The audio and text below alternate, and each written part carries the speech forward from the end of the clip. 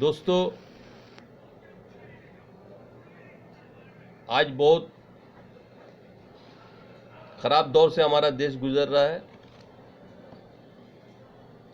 और हमारे हिंदुस्तान के आवाम सो रहे हैं। तो ये मैसेज आपको जो मैं देने जा रहा हूँ, ये आप लोगों को सुन के बहुत हैरत भी होगा और अजीब भी लगेगा, लेकिन हिंदुस्तान के आवाम को जगाना ज़रूरी है।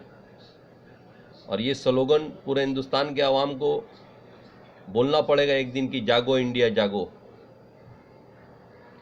आज से तकरीबन 2016-2017 में बिल गेट्स ने कहा था कि 21वीं सदी ऐसा आएगा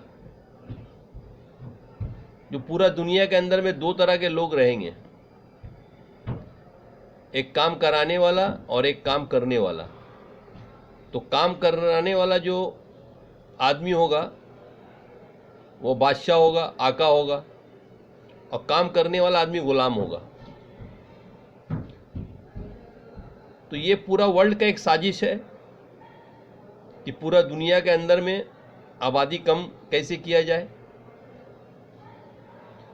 और जहां तक मुझे लगता है कि इसका शुरुआत हिंदुस्तान से किया जा रहा है।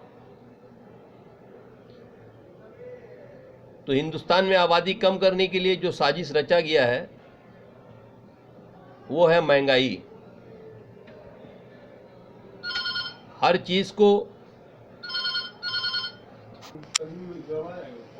तो इतना जबरदस्त हिंदुस्तान के अंदर में महंगाई कर दिया जाएगा, उसका जीता जाता जागता नमूना आपके सामने है।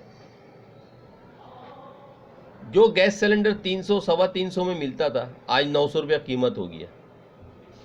जो डीजल पेट्रोल 45 रुपया 50 रुपया था, आज 80 रुपया 85 रुपया 90 रुपया कहीं कहीं 100 रुपया तक पहुंच गया। तो डीजल पेट्रोल का जब इतना दाम बढ़ेगा तो यकीनन आपका जो भी खाने पीने का सामान है इसका दाम डबल ट्रिपल हो जाएगा और लोगों की आमदनी कम हो जाएगी। आप देखिए, पिछले 5 साल में जो भी लोग काम कर रहे हैं, या प्राइवेट सेक्टर में काम करते हो या गवर्नमेंट जॉब करते हो, इनका सैलरी बढ़ा नहीं है, तनख्वाह बढ़ा नहीं है, आमदनी नहीं बढ़ा है, और घर का खर्चा जो है 3 डबल 4 डबल हो गया। आपका हेल्थ डिपार्टमेंट देखिए, आपका मेडिसिन कितना महंगा हो गया, डॉक्टर लोगों का ट्रीटमेंट कितना महंगा हो गया। पहले कोई ऑपरेशन आप अगर कराते, मामूली ऑपरेशन है, छोटा मोटा ऑपरेशन है, तो आपका 10-12 हज़ार में हो जाता। आज कोई भी ऑपरेशन कराइए 50 हज़ार से नीचे बात नहीं करता। तो ये पब्लिक करेगा कहाँ से? जब आपके घर में बच्चे 2 दिन खाना नहीं खाएंगे, 3 दिन खाना नहीं खाएंगे, तो आप क्या कीजिएगा? या तो खुदकशी कर लीजिएगा, या तो फिर आप देखिएगा कि भाई किसी को मार के हम पैसा छीन लें और अपने बच्चों का पेट भरें।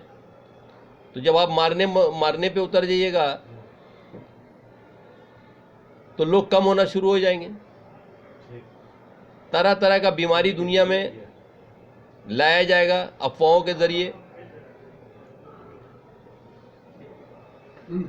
और उनको तो ये सब साजिश रचा जा रहा है। अभी हिंदुस्तान के अंदर में आप देखिए 5 स्टेट में इलेक्शन हो रहा है और देश के अंदर में 2 आदमी का तानाशाही चल रहा है। एक हमारे देश के प्रधानमंत्री हैं श्री नरेंद्र मोदी जी, दूसरे गृह मंत्री हैं अमित शाह जी।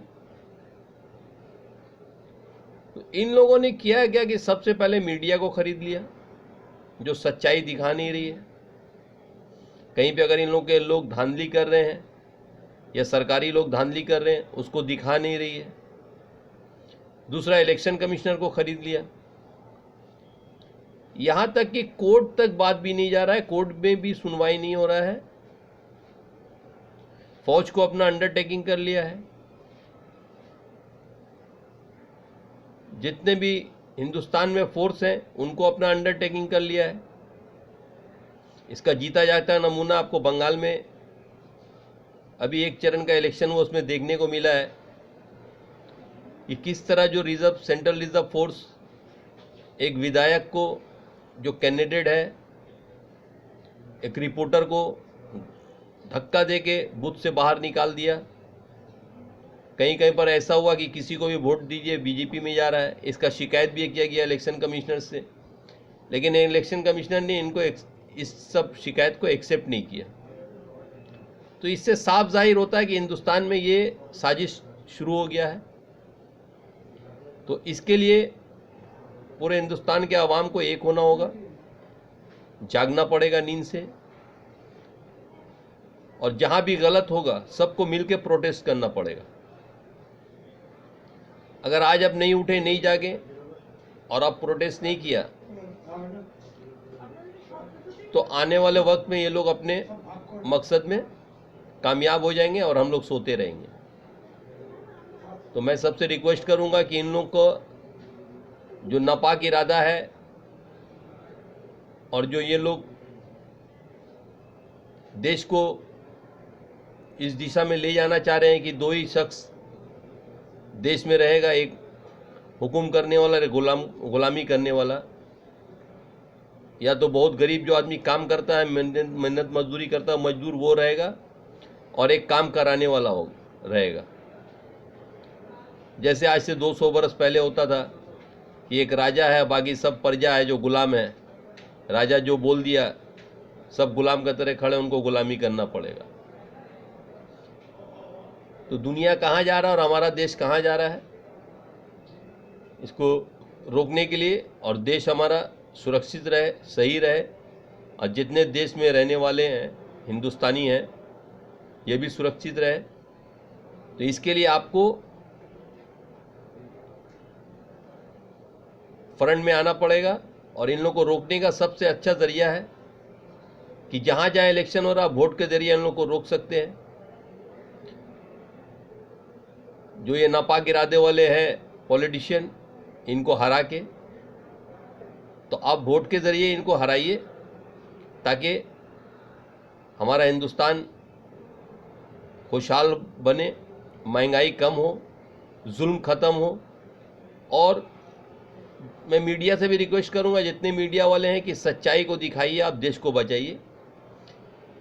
130 करोड़ का आबादी का ये देश है, किसी दो आदमी का ये देश नहीं है। इनको भी वोट देके हम लोग ने लाया है।